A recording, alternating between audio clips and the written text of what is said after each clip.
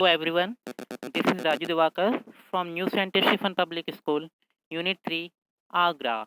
Here I am going to teach the subject Business Studies of Class 11th, Chapter number 1, Lecture number 5, and the topic is Business Risk. First of all, we have to know about the meaning of business risk. The term business risk refers to the possibility of inadequate profits or even losses due to uncertainties or unexpected events. मतलब business risk का real meaning क्या है कि मतलब किसी event के होने से और दूसरा बिजनेस में लॉस होने से पॉसिबिलिटी इंक्रीज हो जाती है, उसे हम बोलते हैं रिस्क। ठीक है, जैसे हम बोलते हैं risk is the only reward for gaining profit. मतलब हम मैक्सिमम प्रॉफिट कब अचीव कर सकते हैं, जब हम किसी भी बिजनेस में रिस्क लेना पसंद करते हैं।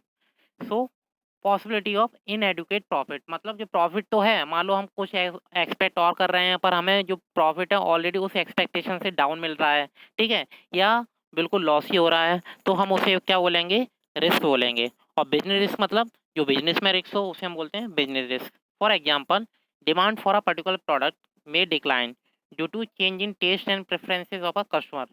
मान लो किसी प्रोडक्ट के लिए कस्टमर का जो टेस्ट है या प्रेफरेंसेस है वो चेंज हो रही है टाइम टू टाइम, ठीक है, और due to increase in competition. अब ये चेंज क्यों हो रही है, क्योंकि मार्केट में कंपटीशन बहुत है। मान लो कोई एक प्रोडक्ट मार्केट में आता है तो तुरंत दूसरा कंपटीशन अपना नया प्रोडक्ट लेकर आ जाता है, तो जिससे क्या हो रहा है कि कस्टमर एक प्रोडक्ट की जगह दूसरी प्रोडक्ट पर डाइवर्ट होता है, ठीक है, तो कहीं ना कहीं उनके जो टेस्ट है और प्रेफरेंसेस है उनमें चेंज आता है। तो ये एक रीज़न है बिजनेस का। Decrease in demand will result is lesser sale और प्रॉफिट। अगर किसी प्रोडक्ट की डिमांड डिक्लाइन करेगी तो हम सिंपल कह सकते हैं कि उस प्रोडक्ट की जो सेल है वो भी कम होगी, और जब सेल कम होगी तो प्रॉफिट ऑटोमेटिक डाउन होगा। The firm using this raw materials will have to pay more for buying them.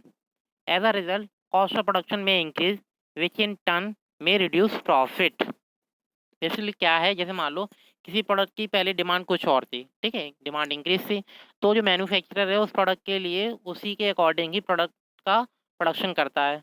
और मान लो अचानक से उसकी जो डिमांड है वो डिक्लाइन हो जाती है, तो क्या होगा, कहीं ना कहीं जो मैन्युफैक्चरर या जो बिजनेसमैन है उसने जो प्रोडक्ट बनवाए हैं, ठीक है, मैन्युफैक्चर किए हैं, अब वो उस प्रोडक्ट के लिए क्या बियर करेगा, लॉस बियर करेगा। तो कहीं ना कहीं हम कह सकते हैं कि बिजनेस में रिस्क इन्वॉल्व होता है। Business enterprises constantly face two types of risk. Basically her business enterprise में दो तरीके के रिस्क पाए जाते हैं। एक होता है स्पेकुलेटिव रिस्क, दूसरा होता है प्योर रिस्क। ठीक है, you can see with the help of this pictures. तो टाइप्स ऑफ रिस्क, बेसिकली जो रिस्क हैं उसके क्या क्या प्रकार हैं। पहला speculative risk and other is pure risk.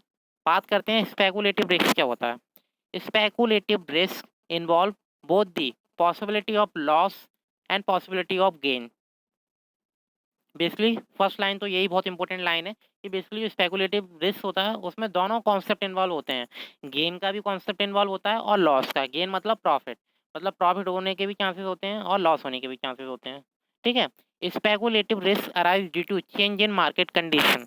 और बेसिकली ये रिस्क कब अराइज होता है, जब मार्केट में चेंज आता है, ठीक है, मार्केट की जो कंडीशन है उसमें वेरिएशन आता है, including fluctuation in demand and supply. पहला चेंज क्या हो सकता है, जो डिमांड या सप्लाई है उसमें फ्लक्चुएशन हो रहा है, उसमें उतार चढ़ाव हो रहा है। चेंज इन प्राइस और चेंज इन फैशन, किसी प्रोडक्ट के प्राइस में चेंज हो रहा है, या मान लो किसी प्रोडक्ट के फैशन में चेंज हो रहा है, ठीक है, fashion time to time increase हो रहा है और चेंज हो रहा है। And taste of a customer, और जो कस्टमर हैं उनके टेस्ट भी चेंज हो रहे हैं।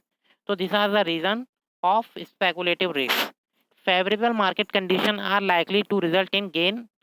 मतलब क्या है कि जब मान लो कोई भी मार्केट कंडीशन अगर बिजनेस के फेवर में होंगी तो उससे प्रॉफिट होगा, और अगर मान लो वो कंडीशन, मार्केट की जो कंडीशन है वो किसी बिजनेसमैन के फेवर में नहीं होंगी, तो हम बोलेंगे वो कंडीशन कैसी है, अनफेवरेबल है, और उस कंडीशन में उससे लॉस होगा। मतलब जब कंडीशन फेवरेबल होंगी तो बिजनेसमैन को प्रॉफिट अचीव होगा, और जब कंडीशन अनफेवरेबल होंगी तो क्या अचीव होगा? लॉस अचीव होगा। बात करते हैं प्योर रिस्क की। Pure risk involve only the possibility of loss और नो लॉस। मतलब इसका मतलब क्या है? इस वाले कॉन्सेप्ट में आपको प्रॉफिट वाला कॉन्सेप्ट देखने को नहीं मिलेगा। जैसे अभी हम स्पेकुलेटिव रिस्क में बात कर रहे थे, गेन और प्रॉफिट दोनों कॉन्सेप्ट की, यहाँ हम बात करेंगे ओनली लॉस की। ठीक है, पॉसिबिलिटी ऑफ लॉस, तभी हम बोलते हैं इसे प्योर रिस्क। प्योरिटी है इसमें। ठीक है, the chance of fire, theft और strike are the example of pure risk. मान लो किसी मतलब बिजनेस प्रेमाइसेस में या बिजनेस इंडस्ट्री में फायर लग जाती है, आग लग जाती है, चोरी हो जाती है। अगर मान लो वहाँ के जो वर्कर्स हैं वो स्ट्राइक कर देते हैं, तो this are the reason of pure risk. तो हम कह सकते हैं इसकी वजह से क्या होगा? रिस्क अराइज होगा। There occurrence may result in loss where non occurrence may explain absence of loss instead of gain। तो मतलब अगर इस तरीके की कंडीशन अराइज होंगी किसी भी बिजनेस प्रेमाइसिस में, तो प्योर रिस्क होने के चांसेस इंक्रीज हो जाते हैं। अब बात करते हैं नेचर ऑफ रिस्क। इसे हम ये भी बोल सकते हैं कैरेक्टरिस्टिक्स और features of risk. Now nature of risk can be understood in terms of their particular characteristics। Now the first is business risk arise due to uncertainty। Basically uncertainty का मतलब क्या है कि ऐसे इवेंट जो फ्यूचर में होने वाले हैं जिसके बारे में हम अनअवेयर हैं, मतलब अवेयर ही नहीं है। ठीक है, हम नहीं जानते फ्यूचर में क्या होगा। Uncertainty refers to the lack of knowledge about the what is going to happen in the future. मतलब क्या है वो? ये लैक ऑफ नॉलेज, मतलब हमें फ्यूचर के बारे में कोई नॉलेज नहीं है कि फ्यूचर में क्या होगा। Natural calamities, change in demand and price, change in government policies, improvement in technology, etc. are the example of uncertainty। मतलब अनसर्टेनिटी के एग्जांपल्स क्या क्या है? मान लो कोई नेचुरल कैलेमिटीज हो जाती है, फ्लड आ जाता है, ठीक है, या any other natural calamities. Then इसके बाद हम बात करते हैं कि किसी भी प्रोडक्ट की डिमांड एंड प्राइस में चेंज हो जाता है, गवर्नमेंट ने अपनी पॉलिसी में चेंज कर लेते हैं। ठीक है, अगर मान लो कोई ओल्ड टेक्नोलॉजी यूज़ हो रही थी, अचानक से कोई नई टेक्नोलॉजी मार्केट में आ जाती है, तो ये रीजन है कि जिसकी वजह से रिस्क राइज होने के चांसेस इंक्रीज हो जाते हैं, which create risk for business because the outcome of this future event is not known in advance. Obviously ये एक ऐसे इवेंट हैं जो फ्यूचर में तो होते हैं, पर जिसके बारे में हम प्रेजेंट में नहीं जानते हैं, इसलिए हम बोलते हैं business risk arise due to uncertainty. Now the second feature is risk is an essential part of every business. मतलब रिस्क क्या है? हर बिजनेस का एक एसेंशियल पार्ट है। Every business has some risk, मतलब कोई भी बिजनेस हो, छोटा बिजनेस हो या बड़ा बिजनेस हो, उसमें रिस्क फैक्टर जरूर इन्वॉल्व होता है। No business can avoid risk, और कोई भी बिजनेस रिस्क फैक्टर को अवॉइड नहीं कर सकता। Although the amount of risk में vary from business to business, और जो रिस्क है वो बिजनेस टू बिजनेस वेरी करता है। ठीक है, risk can be minimise but can not be eliminated. Risk एक ऐसा फैक्टर है जिसे हम मिनिमाइज कर सकते हैं, पर उसे टोटली एलिमिनेट नहीं कर सकते किसी भी बिजनेस में से। Now the third feature is degree of risk depends mainly upon the nature and size of business. और बेसिकली जो रिस्क फैक्टर है वो बेसिकली किस पर डिपेंड करता है? किसी बिजनेस के नेचर पर और उसके साइज पर। Nature of business, that is types of goods and services produce and sold. मतलब किस तरीके के goods and services business produce कर रहा है या सोल्ड कर रहा है। ठीक है, ये तो हुआ नेचर ऑफ बिजनेस। दूसरा साइज ऑफ बिजनेस में हम बात करते हैं volume of production and sales. मतलब कितना प्रोडक्शन किया जा रहा है और कितनी सेल की जा रही है, are the main factors which determine the amount of risk in a business. और यही एक ऐसे फैक्टर्स हैं जो रिस्क फैक्टर को डिटरमाइन करते हैं किसी भी बिजनेस में। For example, a business dealing in fashionable items has a higher degree of risk. मतलब मान लो कोई बिजनेस है और वो डील करता है फैशनेबल आइटम में। ठीक है, तो आपको भी पता है कि जो फैशन है वो टाइम टू टाइम चेंज होता रहता है, तो इसमें क्या होता है, जो रिस्क फैक्टर्स होता है, ठीक है, या डिग्री ऑफ रिस्क है, वो ज़्यादा इन्वॉल्व होता है। Similarly a large scale business has a higher risk than what a small scale has। Basically जितना ज़्यादा साइज बड़ा होगा बिजनेस का, उतना ज़्यादा रिस्क फैक्टर इन्वॉल्व होगा, और जितना साइज कम होगा या छोटा होगा उतना ही रिस्क फैक्टर कम होगा। Now the next nature is profit is the reward for risk bearing. It is the most important definition. ठीक है, टू डिफाइन अ प्रॉफिट और रिस्क।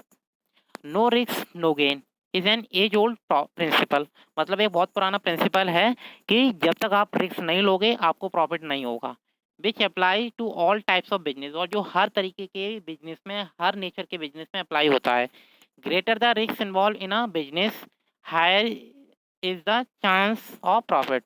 मतलब जितना ज़्यादा डिग्री ऑफ रिस्क इन्वॉल्व होगा किसी बिजनेस में, उतने ही चांसेस बढ़ जाते हैं प्रॉफिट अचीव करने के। And entrepreneurs undertakes risk under the expectations of higher profit. Entrepreneurs कौन होता है? मतलब ऐसा पर्सन, ठीक है, जिसे क्रिएटिविटी आता है, या मतलब उसमें क्रिएटिविटी जो स्किल्स होती है वो इन्वॉल्व होती है। दूसरा, वो इनोवेशन में डील करता है, और प्लस उसे रिस्क फैक्टर में डील करना अच्छा लगता है, उसे हम बोलते हैं एंटरप्रेन्योरशिप। ठीक है, मतलब कुछ न्यू कॉन्सेप्ट लेकर आता है मार्केट में, और जो नए कॉन्सेप्ट मार्केट में लेकर आएगा तो कहीं ना कहीं रिस्क फैक्टर जरूर इन्वॉल्व होगा। ठीक है, क्योंकि हमें नहीं पता कि हम मार्केट में जो नया प्रोडक्ट लेकर आ रहे हैं वो हमारा प्रोडक्ट मार्केट में सक्सेस होगा या नहीं होगा, या कस्टमर की जो नीड्स हैं उसे सेटिस्फाई करेगा या नहीं करेगा। प्रॉफिट इज दस the reward for taking risk. तो हम कह सकते हैं बेसिकली क्या है प्रॉफिट, किसका रिवार्ड है, और प्रॉफिट मतलब हम कब अचीव कर सकते हैं, जब हम रिस्क सेक्टर्स में डील करेंगे। Now causes of business risk. अब बेसिकली बिजनेस रिस्क के बहुत सारे कारण हैं, ठीक है, तो उसके बारे में हम डिस्कस करते हैं कौन कौन से ऐसे रीजन है जिसकी वजह से जो बिजनेस रिस्क से अराइज होता है। Business risk arise due to variety of causes which are classified as follow. The first is natural causes. Human beings have little control over natural calamities. वैसे जो ह्यूमन बींग्स होते हैं उनका बहुत ही little control होता है जो नेचुरल कैलेमिटीज हैं, ठीक है, because we can not control it, just like flood, earthquake, lightning, heavy rains etcetera. Basically ये क्या है, ये नेचुरल कॉज हैं, ठीक है, और ये कभी भी हो सकते हैं, इसके बारे में हम नहीं जानते, ये क्या है, एक अनसर्टेन इवेंट्स है, ठीक है।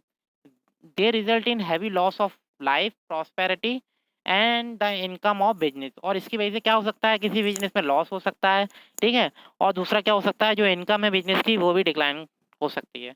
Now the next cause is human causes. Human causes include such unexpected events like dishonesty, carelessness, or negligence of employees, stoppage of work due to power failure, strike, roids, management inefficiency, etc. मतलब ये एक ऐसे reason है जिसकी वजह से क्या होगा, जो ह्यूमन रिस्क से वो राइज हो सकता है। मान लो कोई मतलब डिसऑनेस्टी क्रिएट कर रहा है, या मतलब वो अपने वर्क के लिए केयर नहीं है, ठीक है, और वो अपने वर्क अच्छी तरीके से नहीं कर रहा, या मान लो किसी भी बिजनेस प्रेमाइसिस में जो वर्क है वो स्टॉपेज हो रहा है, किस वजह से, क्योंकि जो पावर फेलर हो जा रहा है, लाइटिंग प्रॉपर तरीके से ट्रांसमिशन नहीं हो पा रही है, या जो वहाँ की लेबर है वो सेटिस्फाइड नहीं है बिजनेस कंडीशन से, तो वो क्या कर देते हैं, अपनी बिजनेस कंडीशन को सेटिस्फाई कराने के लिए या अपनी डिमांड को फुलफिल कराने के लिए स्ट्राइक कर देते हैं, ठीक है। और दूसरा हम कह सकते हैं मैनेजमेंट है वो एफिशिएंट नहीं है, ठीक है, मतलब वो इनएफिशिएंट है in terms of skills, knowledge and technology. Now, the next cause is economic causes. This includes uncertainty related to demand for goods, competition, price, collection of dues from customers, change in job technology or method of production, etc. Basically, economics, basically आप एक subject पढ़ रहे हो, ठीक है, और जो भी अभी मैंने आपको टर्म्स बोले हैं ये सारे टर्म्स क्या हैं, इकोनॉमिक टर्म्स हैं। और बेसिकली जब हमने बात की थी इकोनॉमिक एक्टिविटीज़ की, तब वहाँ हमने कहीं ना कहीं डिस्कस किए थे। तो बेसिकली ये क्या है, एक अनसर्टेनिटी इवेंट्स हैं। जैसे मान लो किसी भी गुड्स की डिमांड में डाउनफॉल हो रहा है, ठीक है, या अप डाउन हो रहा है, कंपटीशन इंक्रीज हो रहा है, प्राइस अचानक से डिक्लाइन हो रहे हैं या इंक्रीज हो रहे हैं, और दूसरा क्या, जो कस्टमर को जो ड्यूज हैं उसे लेने में प्रॉब्लम क्रिएट हो रही है, और दूसरा जो टेक्नोलॉजी है उसमें टाइम टू टाइम क्या हो रहा है, चेंज हो रहा है, और बहुत रैपिड स्पीड से चेंज हो रहा है, और दूसरा जो मेथड ऑफ प्रोडक्शन है वो बिजनेस मतलब प्रॉपर तरीके से यूज़ नहीं कर रहे हैं, ठीक है। तो these are the reason of economic causes. Financial problem like rising interest rate for borrowing. मान लो कोई भी बिजनेसमैन है वो मार्केट या बैंक से उधार ले रहा है, लोन ले रहा है, और अचानक से क्या हो रहा है, उस पर इंटरेस्ट रेट हायर चार्जेस किए जा रहे हैं, लेवी ऑफ हायर टैक्सेस, ठीक है, और दूसरा क्या है, जो टैक्स रेट है वो भी इंक्रीज हो रही है। Also come under this types of causes as they result the higher unexpected cost of operation of business. तो बेसिकली ये रीजन है जिसकी वजह से इकोनॉमिक कॉज अराइज होता है और इंक्रीज होता है। Now the last is other causes. These are the unforeseen events like political disturbance, mechanical failures such as a fluctuation in the exchange rate, etc. मतलब ये एक ऐसे रिस्क हैं जिसे हम देख नहीं सकते और वी कैन फील इट, ठीक है। जैसे पॉलिटिकल डिस्टर्बेंस है, कोई पॉलिटिकल पार्टीज है वो मतलब बीच में अपने बैरियर क्रिएट कर रहे हैं। दूसरा जो मैकेनिकल फेलर्स हो रहे हैं, ठीक है, और दूसरा जो एक्सचेंज रेट है उसमें फ्लक्चुएशंस आ रहे हैं। जैसे मान लो हम बिजनेस कर रहे हैं, और हम मान लो अभी तक तो हम मान लो नेशनल बिजनेस कर रहे हैं, अगर हमें जब इंटरनेशनल बिजनेस में इन्वॉल्व होना पड़ेगा तो कहीं ना कहीं हमारी देश की कंट्री, मतलब हमारी कंट्री की जो करेंसी है और अदर कंट्री की जो करेंसी है उससे जब हम एक्सचेंज करेंगे तो उनमें कहीं ना कहीं फ्लक्चुएशंस आएगा। तो this are the reason of other causes, और जिसकी वजह से कहीं ना कहीं बिजनेस रिस्क अराइज होगा। Now the next topic is method of dealing with risk. अब बेसिकली अभी तक हमने बात की कि बिजनेस रिस्क क्या होता है, उसके टाइप्स क्या हैं, क्या क्या कॉज हैं, क्या क्या रीजन है जिसकी वजह से वो अराइज होता है। अब हम बात करें ऐसे कौन से मेथड हैं जिसकी वजह से हम बिजनेस को मिनिमाइज कर सकते हैं। जैसे मैंने आपको बताया था कि we can minimise risk but we can not eliminate risk. although no business enterprise can escape the presence of risk, मतलब कोई भी बिजनेस एंटरप्राइज हो वो एलिमिनेट नहीं कर सकते बिजनेस सेक्टर को। They are may any factor in can be use to deal with the risk situation. बहुत सारे फैक्टर्स हैं जिसकी वजह से हम मतलब जो रिस्क फैक्टर्स हैं उससे इन्वॉल्व और फेस कर सकते हैं। For example, decide not to enter into too risky transaction. मान लो आप पहले से प्लानिंग करके चलो कि आप जिस भी ट्रांजेक्शन में या जिस जिस भी प्रोजेक्ट में इन्वेस्टमेंट करने वाले हो तो आप पहले से ही मतलब प्री प्लान कर लो कि उसमें रिस्क फैक्टर ज़्यादा तो नहीं है। अगर आपको लग रहा है कि रिस्क फैक्टर ज़्यादा इन्वॉल्व है तो आप उसमें एंटर नहीं करो। Take preventive measures like fire fighting device to reduce risk. और मान लो आपको पता है कि आप किसी बिजनेस प्रीमाइसेस में वर्क कर रहे हैं तो वहाँ प्रॉपर तरीके से सेफ्टी प्रोटेक्शन को यूज़ करो। और ये किसकी रेस्पॉन्सिबिलिटी है? ये क्या बिजनेस की रेस्पॉन्सिबिलिटी, बिजनेस ऑर्गेनाइजेशन की रेस्पॉन्सिबिलिटी और वहाँ के जो ओनर है उसकी रेस्पॉन्सिबिलिटी है। ठीक है, तो जिसकी वजह से बिजनेस में जो भी रिस्क हो रहे हैं उसे रिड्यूस कर सकते हैं। Take insurance policy to transfer risk to insurance company. अब इंश्योरेंस पॉलिसी बेसिकली क्या है कि आप बिजनेस प्रीमाइसेस में वर्क कर रहे हैं बहुत सारे एम्प्लॉयज़, तो उन सभी का इंश्योरेंस होना ज़रूरी है क्योंकि हमें नहीं पता कि कौन सा इवेंट कब अकर हो जाए, ठीक है, और किस तरीके की मिसहैपनिंग कब हो जाए। तो फॉर दिस सेफ्टी, ठीक है, तो take insurance policy to transfer insurance company. तो इंश्योरेंस पॉलिसी लेना ज़रूरी है। और बेसिकली हर ऑर्गेनाइजेशन में अब क्या किया जाता है कि जो बिजनेस ओनरशिप है वो स्टार्टिंग में eight the time of recruitment and selection इस तरीके के मतलब इंश्योरेंस पहले से करा के रखते हैं जिससे इन फ्यूचर वो इस तरीके के रिस्क को फेस कर सकें। Now the next method is assume risk by making provision in the current earning as it is the case of provision of bad डेब्ट एंड डाउटफुल डेब्ट। मतलब क्या है कि आप क्या करोगे इन प्रेजेंट, ठीक है, आप क्या करोगे प्रोविजन बना लोगे। प्रोविजन मतलब क्या बनाओगे, आप कुछ रिजर्व बना लोगे, ठीक है। रिजर्व मतलब जैसे मान लो हम मनी का स्टॉक मेंटेन करके चलते हैं तो ऐसे आप प्रोविजन बना लोगे कि मान लो इन फ्यूचर हमारे जो भी डेप्ट्स हैं, डेप्ट डाउटफुल डेप्ट या डेप्ट मतलब क्या है कि ऐसा मतलब हमारा इन्वेस्टमेंट जो फ्यूचर में हमें रिकवर नहीं होगा, ठीक है। तो अगर हमें लगता है कि ऐसी कुछ मिसहैपनिंग होगी तो उसके लिए हम पहले से क्या करेंगे, प्रोविजन बना के चलेंगे, रिजर्व बना के चलेंगे। अगर हम रिजर्व बना के चलेंगे तो मान लो अगर हमारे पास प्रॉपर रिजर्व है, ठीक है, मनी का, तो हम क्या करेंगे उस रिजर्व का यूज़ कर सकते हैं इन फ्यूचर। मान लो अगर लॉस हो जाता है इन फ्यूचर तो हम किस तरीके से अपने बिजनेस ऑपरेशन को कंटिन्यू कर पाएंगे। तो हमारे पास जब तक ये रिजर्व रहेगा तो हम इसे यूज़ कर सकते हैं फॉर मिनिमाइजिंग द रिस्क।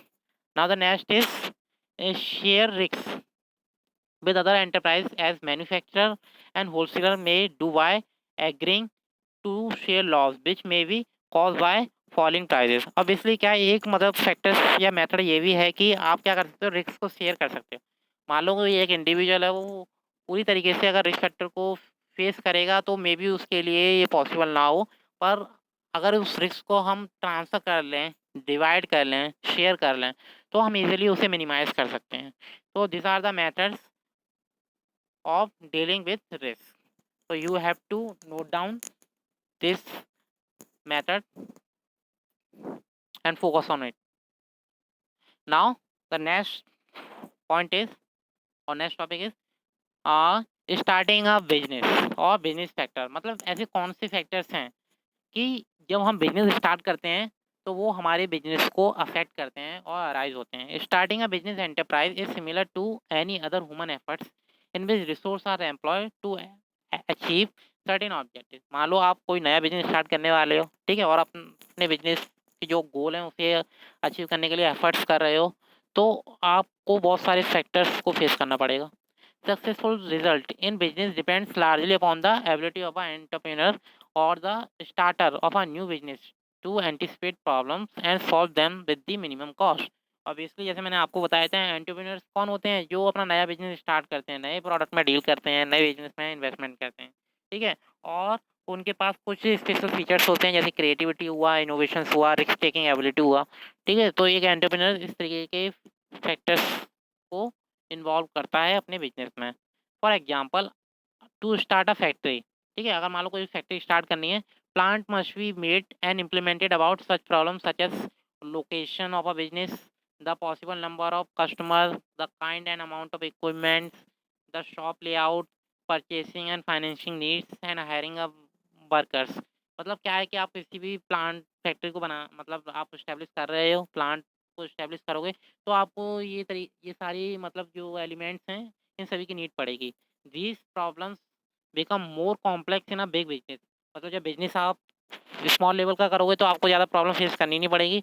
अगर आप बिजनेस का साइज इंक्रीज करोगे तो आपको ये प्रॉब्लम ज़्यादा से ज़्यादा फेस करनी पड़ेंगी, ठीक है। However some of the basic factors which must be consider by anybody who is started the business as follow. मतलब there are many factors which affects the business at the time of starting or innovating. Now the first factor is selection of line of business. सबसे पहले मान लो आप कोई नया business start करने वाले हो तो सबसे पहले आप क्या करोगे, पहले आप ये डिसाइड करोगे कि और सिलेक्शन करोगे कि आपको जो बिजनेस है वो किस कैटेगरी का है। The first thing is to decide why an entrepreneur of a new business is the nature and type of business to be undertaken. सबसे पहले आप क्या करोगे, डिसाइड करोगे कि आपका बिजनेस किस नेचर का होगा, दूसरा उसका टाइप्स क्या होगा, ठीक है। नेचर आप बात कर सकते हो जैसे मान लो कि वो लार्ज स्केल का है, मीडियम स्केल का है या स्मॉल स्केल का है। और he will obviously like to enter the branch of industry and commerce which has to the possibility of a greater amount of profit। और दूसरा आप है ना ट्राई करोगे कि आप है ना ऐसे बिजनेस में इन्वेस्टमेंट करना पसंद करोगे जहाँ प्रॉफिट के चांसेस ज़्यादा होंगे। The decision will be influenced by the customer requirement in the market and also kind of technical knowledge and interest of entrepreneur. और बेसिकली ये सब चीज़ किस पर डिपेंड करती है, जो एंटरप्रेन्योर है उसकी टेक्निकल नॉलेज क्या है, ठीक है, उसका इंटरेस्ट क्या है, ठीक है, और वो कस्टमर को कैसे डील कर रहा है, इनका market situation. So this is a very important factor which affect business. Now the next business is size of a firm. Size of a firm or scale of its operation is another important decision to be taken at the time of starting a business, ठीक है। Some factors favour a large size whereas other tend to the restrict to scale of operation. कुछ factor ऐसे होते हैं जो favour करते हैं, कुछ फैक्टर ऐसे होते हैं जो फेवर नहीं करते हैं या रेस्ट्रिक्ट करते हैं। If the entrepreneur is confident that the demand for the product is likely to be good over time. मतलब मान लो कि जो एंटरप्रेन्योर है उसे लगता है कि किसी प्रोडक्ट की जो डिमांड है वो ओवर टाइम इंक्रीज ही होगी, ठीक है, तो he can arrange the demand और नेस कैपिटल ऑफ अ बिजनेस। तो उससे क्या करना पड़ेगा, उस प्रोडक्ट के लिए कैपिटल को अरेंज करना पड़ेगा। He will start the operation at large scale, और वो उस बिजनेस को लार्ज स्केल पर भी स्टार्ट कर सकता है। If the market condition are uncertain और risk are higher, a small size business would be better choice. अगर मान लो जो रिस्क फैक्टर ज़्यादा है तो उस कंडीशन में बेटर चॉइस क्या होगी, small business. Now the next factor is choice of form of ownership. अब आप क्या करोगे कि आप जो बिजनेस है उसके टाइप्स या ओनरशिप की जो क्या फॉर्म है उसका सिलेक्शन करोगे। अब बेसिकली होता क्या है, with respect of ownership the business organization में take the form of sole proprietorship, partnership, joint stock company etcetera. Basically क्या है, ये ओनरशिप की फॉर्म का मतलब है टाइप्स ऑफ बिजनेस।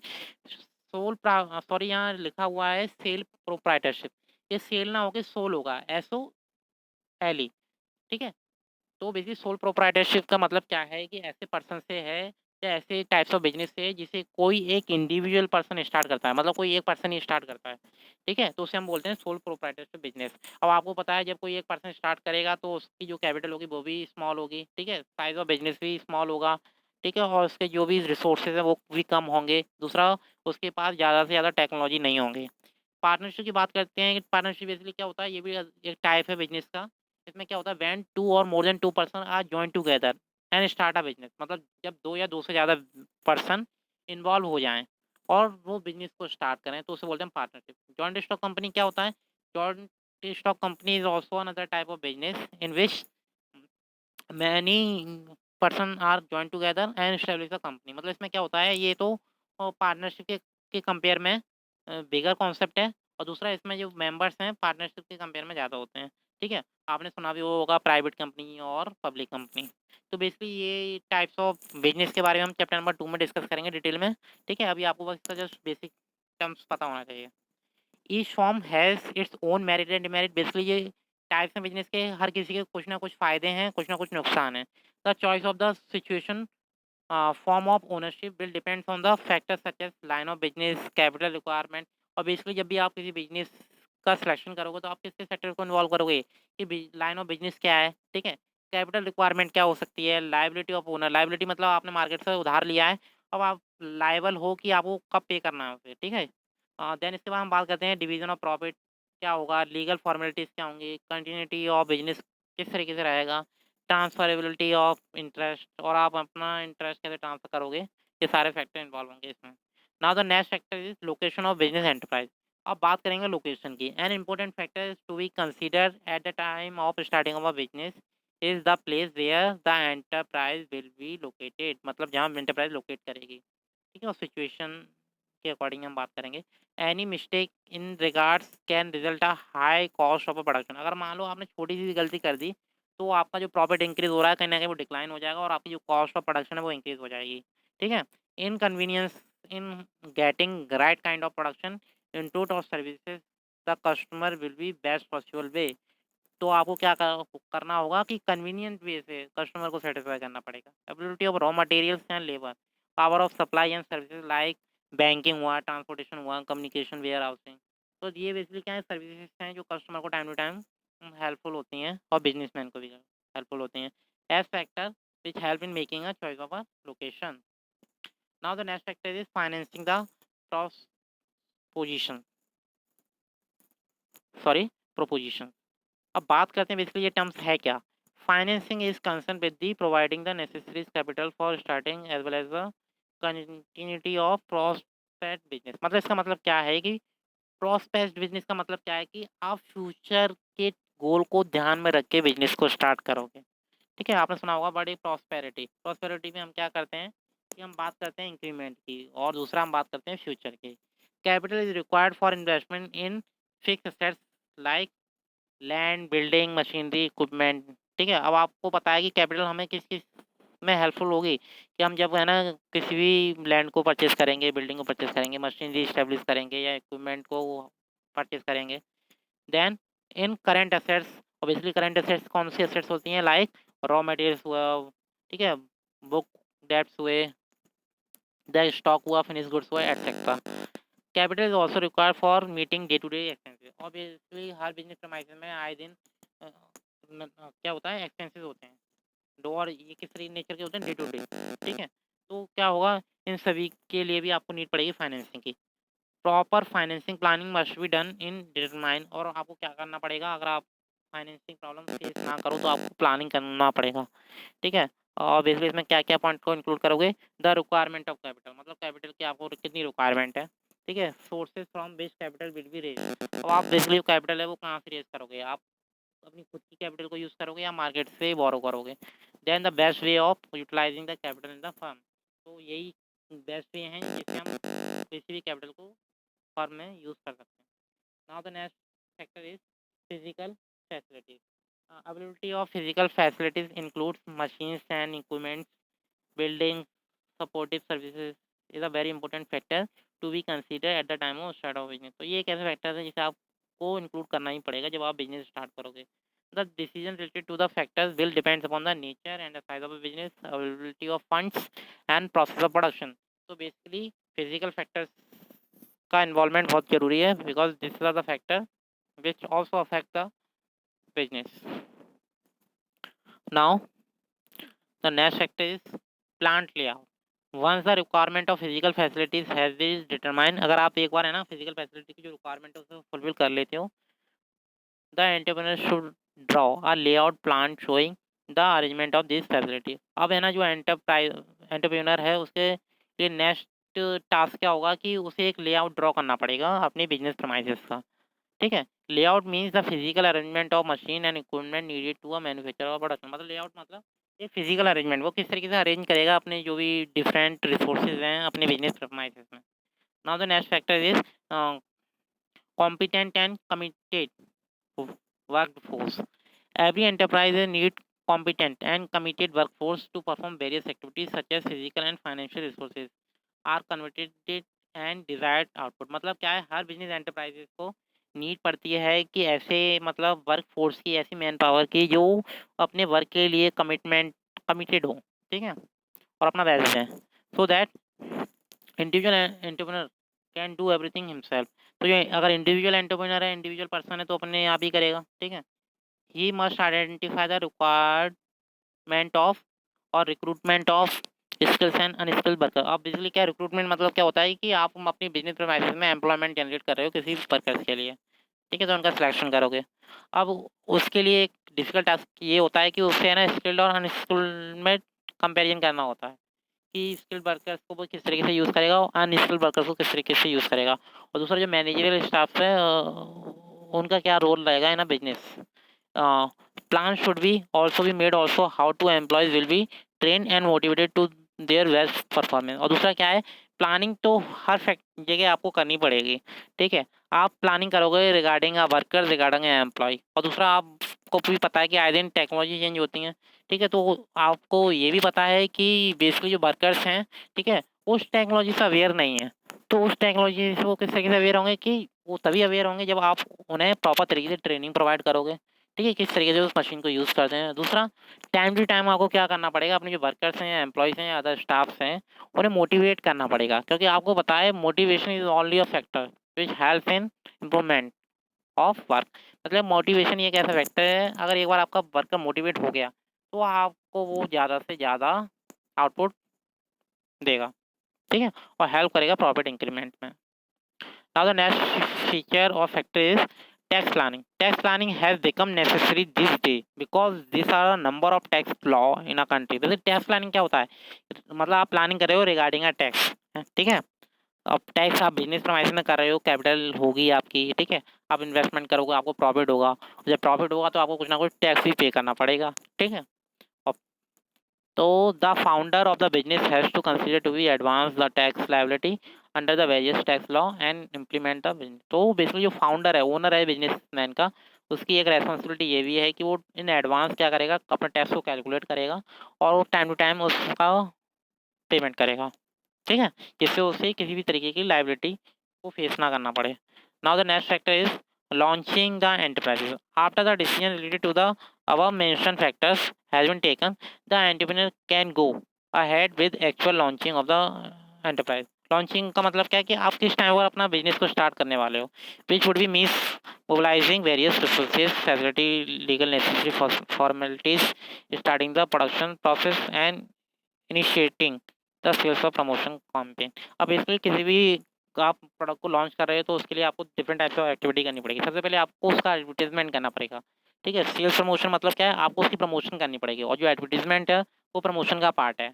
आप प्रमोशन किस तरीके से कर सकते हो, एडवर्टाइजमेंट कर सकते हो, ठीक है, होर्डिंग लगा सकते हो, और क्या कर सकते हो इसके लिए आप, है ना, जैसे टीवी पर न्यूज़ में आते हैं, एड्स वगैरह आते हैं, ठीक है, इसके लिए। और दूसरा, आप डिफरेंट वे से आप क्या कर सकते हो, कस्टमर को अवेयर कर सकते हो, ठीक है, जिससे कस्टमर उस प्रोडक्ट के रिगार्डिंग अवेयर हो जाए। तो बेसिकली एक लॉन्चिंग एक ऐसा फैक्टर है जो आपके बिजनेस को बहुत अफेक्ट करता है। जस्ट एग्जांपल, कोई मूवी रिलीज होने वाली है, ठीक है, मतलब कोई बिजनेस ओनर मूवी रिलीज करने वाला है, और ठीक है, जो मतलब मूवी आती हैं, और बेसिकली मान लो जो डेट वो पहले से डिसाइड करके चलते हैं, और मान लो उसी डेट पे दूसरी मूवी भी लॉन्च हो गई, ठीक है, तो आपको पता है कि जो प्रॉफिट जब एक जगह जाना था, अब वो क्या हो गया, डाइवर्ट हो गया, डाइवर्जन हो जाएगा। तो बेसिकली एक ऐसा फैक्टर है कि आप अपने बिजनेस को लॉन्च करो या किसी मूवी को लॉन्च करो या एनी अदर फैक्टर्स, ठीक है, तो आपको इस पॉइंट को मतलब इम्पोर्टेंट देनी पड़ेगी। So student, this topic is related to the risk, so hope all of you understand this topic. If you have any query, you can ask to me. Thank you.